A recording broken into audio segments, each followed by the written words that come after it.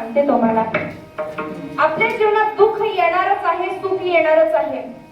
काही काही लोक देवाला नाव ठेवतात, एवढं परमार्थ करतोय भगवंता, पण माझ्याच वाटेला एवढं दुःख का आणलंस? देव कुणाचंच वाईट करत नाही बरं. तो आपला सर्वस्व आहे, माता पिता आहे भगवंत. पिता हमस्य जगतो माता धाता पितामहः गीतेमध्ये सांगितलं भगवंताने. मग भगवंत आपला माता आहे, पिता आहे, सर्वस्व आहे. आणि मग जर तो आपला सर्वस्व आहे तर आपण त्याचे काय झालो? लेकर झालो ना. तो आपला पिता आहे तर त्या अर्थी आपण त्यांची लेकर आहोत. पण मला सांगा, कुठले आई वडील लेकरांचं वाईट व्हावं याच्यासाठी प्रयत्न करतात का? नाही ना. आपण भगवंताला नाव ठेवण्याचं काहीच कारण नाही. पण आमच्या जीवनात दुःख येतं कशामुळे? त्याचं कारण सांगते.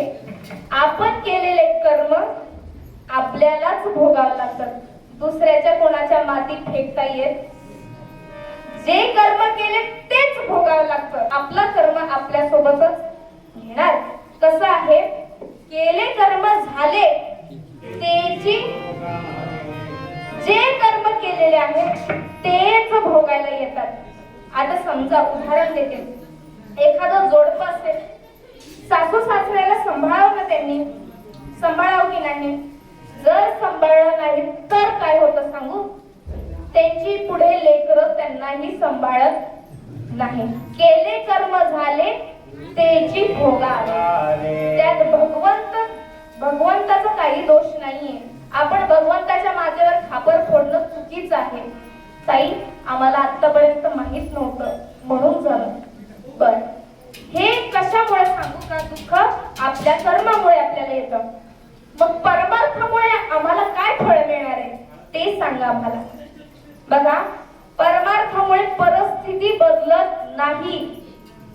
परमार्थामुळे आपल्या जीवनात येणारे सुख दुःख बदलत नाही. जे यायचे तेच येणार आहे. जे आपल्या नशिबात लिहिलेले ते होणारच आहे, कुणाला चुकणार नाही. भोगतो न घडे संचिता वासने, भोगतो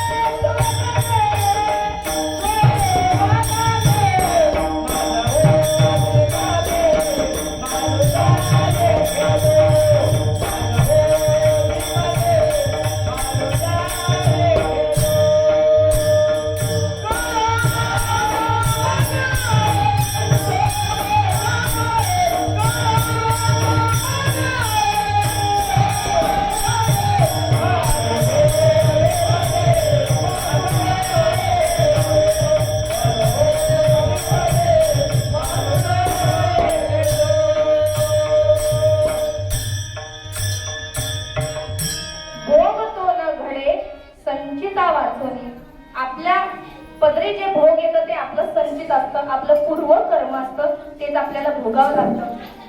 मग आपलं दुःख कमी होऊ शकत नाही, आपलं सुख कमी होऊ शकत नाही. जे आपल्या माथी लिहिलंय ते आपल्याला भोगावंच लागतं. मग परमार्थामुळे काय होईल तर बघा, परिस्थिती बदलत नाही, मनस्थिती बदलते. दुःख बाहेर नाहीये, दुःख कुठं होत असतं? आत होतं ना. बाहेर जसं आहे तसंच चाललेलं आहे, पण पीडा कुठे होते?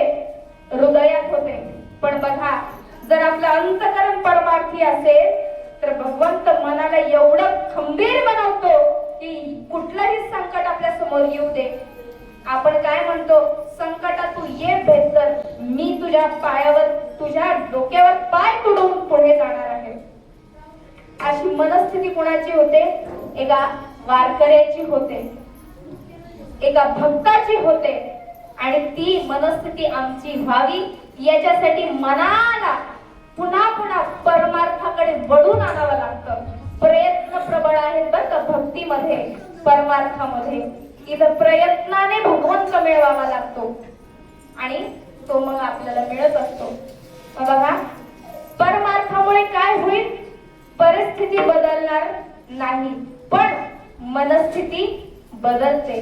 आणि जर मला सांगा, आपलं अंतःकरण कशाही परिस्थितीत सुखी असलं, समाधानी असलं, आता बाहेर कितीही दुःख येऊ द्या ना, येऊ द्या ना, काही संकट येऊ द्या, आतून जर मी सुखी असलं तर कुठलंही दुःख मला ढासळू शकतच नाही.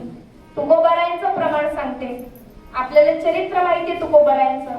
त्यांच्या जीवनात किती संकट आले हो, किती बिकट परिस्थिती होती तुकोबारायांची. घराकडे बघितलं तर घराला दार नाही, सगळे घराची विस्कळीत झालेली परिस्थिती होती. किती दुःख होतं त्यांच्या जीवनामध्ये आपल्याला माहित आहे, सगळं सांगणार नाही. पण त्याही परिस्थितीमध्ये तुकोबाराय अंतःकरणाने काय होते? समाधानी होते. आणि तुकोबाराय काय म्हणायचे? बरे झाले देवा, निघाले दिवाळे, बरे या दुष्काळे पीडा केली. भगवंत, तू हे जे केलं ना ते बरोबरच केलं, बरोबर केलं का? त्यामुळेच तर मी तुझ्या मागे लागलो, मला तुझी गोडी लागली आणि मला खरं काय ते मिळालं. तुम्हाला सांगते, सगळं एक प्रपंच खोटा आहे आणि तो एक परमार्थ, तो एक भगवंत खरा आहे. त्याचा कुठल्याच काळात बाद होत नाही. आपला जन्म होण्याआधीही भगवंत होता, आज आपला जन्म झालाय, आजही भगवंत आहे, आपण गेल्यानंतरही भगवंत असणारच आहे. त्याचा कधी बाद होतो का? नाही. त्रैकालिक अत्यंतिक अभाव आहे त्याच्या ठिकाणी. मग जे खरं आहे ना त्याचा कधीच बाद होत नाही.